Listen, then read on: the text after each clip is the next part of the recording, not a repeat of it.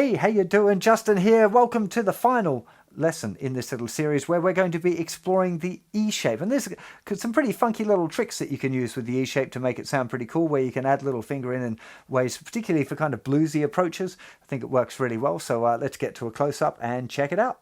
Okay, so here we are for the E chord, the last chord in our little series that we're going to look at the variations of. When we look at lifting off the different fingers, we can lift off first finger, but if we lift off first finger, we end up with an E minor chord. And as I've said a few times in this series, you can't just substitute major and minor chords because that's generally doesn't sound great. However, on the E chord, you can just lift it off if you're going to hammer it on right away.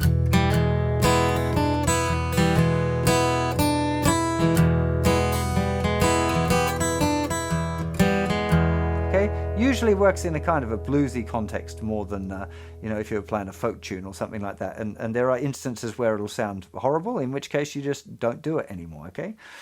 If you lift off the third finger, you end up with an E7 chord, although I don't think it's a great way of playing the E7 because we're getting a bit murky down in the low end of the chord, and it doesn't sound very clear. I would recommend, if you want to play an E7 chord, you're probably going to use your little finger down in the third fret of the second string.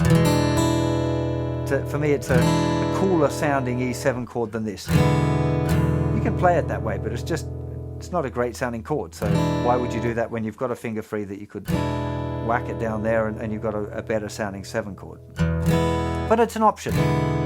Definitely the major 7 like this, that's a horrible sounding chord. So if you ever see that written in a chord book, you know that it's not a very good book. So lose that chord immediately. Lifting the second finger off. Lovely.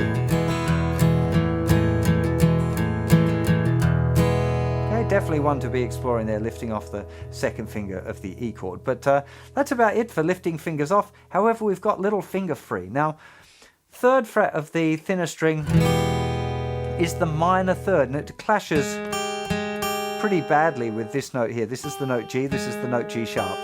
They don't want to play nicely together over this E chord. But in a blues, they do.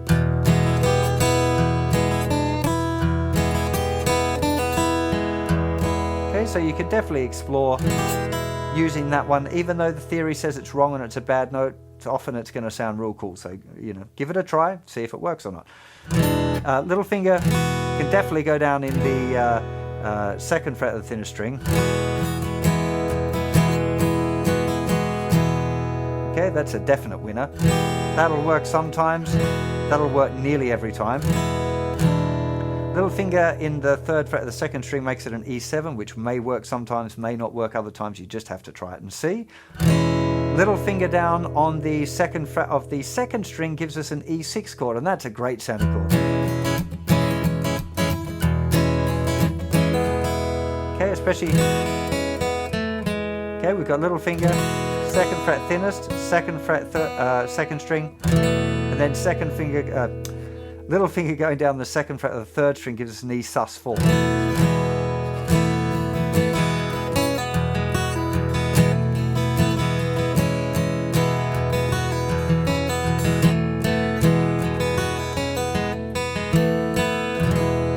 Okay, so a lot of mileage out of that one. Like I said, you can also get little finger down the third fret of the thinnest 2 strings. Third fret of the third string. Might sound, cool in a particular circumstance. You're writing some music for a particular kind of vibey scene. You might want to throw that one in, but you're not likely to do it. Little finger down on the third fret of those 2 on second...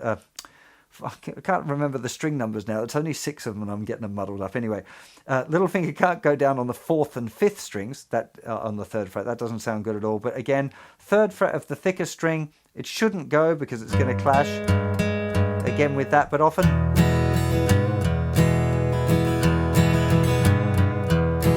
Actually, most times it can sound pretty cool, especially with this. Some of you probably noticed I'm doing just like a little, not a proper big bend, but a little pull down.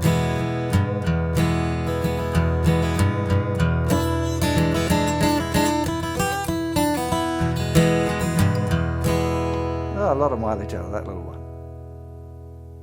So So there you have it. There are your E-shape variations. If you've been following along with this whole series, you now know all of the open chord variations for C, A, G, E, and D.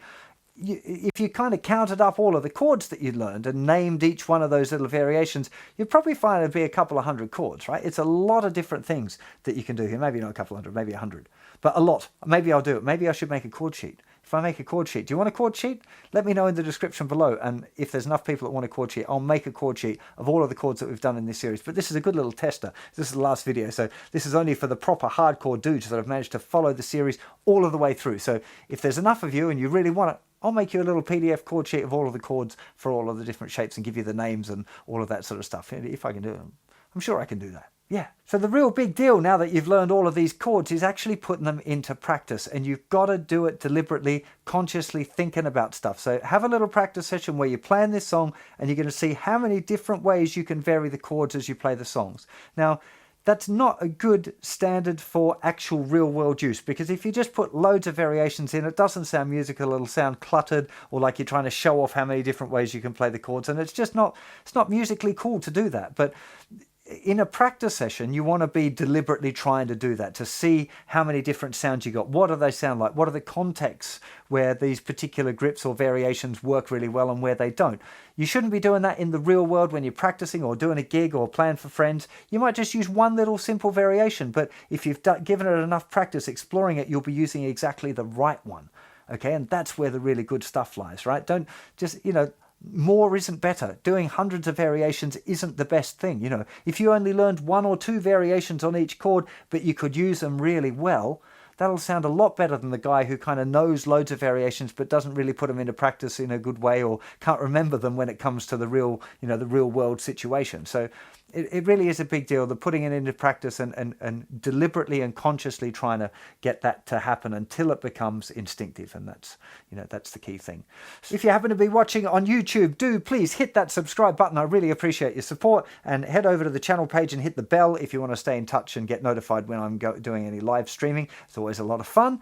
And the link in the description below will take you to the website, where there'll be lots of notes and possibly this PDF file of all of the chords that I've done in this series. I'll have to think about that after I've got through this, editing this little series, but I think it's going to be a good one. I hope it's going to be popular, and I really hope that you enjoyed it, and I'll see you for plenty more lessons very soon. You take care of yourselves. Bye-bye.